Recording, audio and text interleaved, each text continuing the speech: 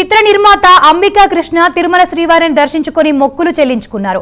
దర్శనం అనంతరం రంగనాయక మండపంలో వేద పండితుల వేద ఆశీర్వచనం, టీటీడీ అధికారులు తీర్థ ప్రసాదాలు అందజేశారు.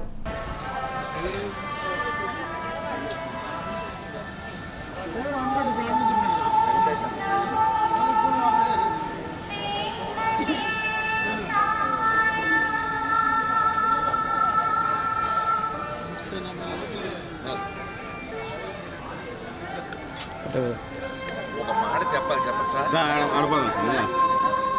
పాలిటిక్స్ లేదు సార్. ఒక్కసారి చూడండి, దండ పెట్టు.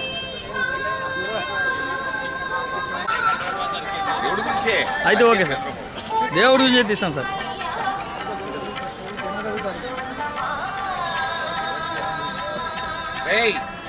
ఫోటో తీరా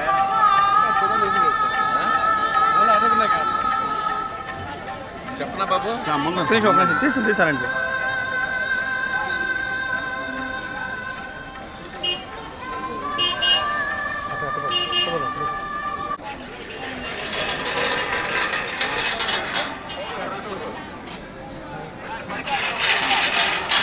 పెద్ద చైర్మన్ గారికి వెళ్ళి చేయబాబు న్యూస్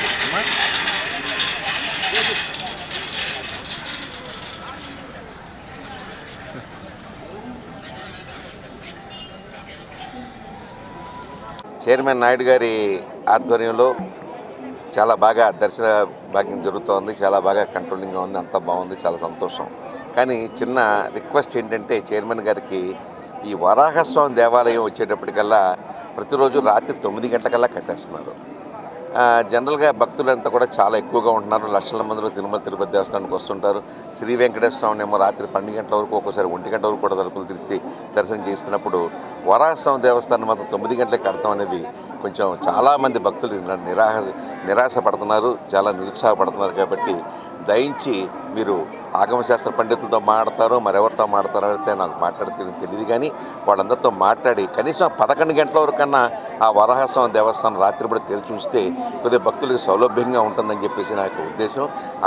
ఆ దిశగా ఒకసారి చైర్మన్ గారిని, బోర్డు మెంబర్ని ఆలోచించవలసిగా నేను కోరుతున్నాము. అది జై గోవిందా గోవిందా.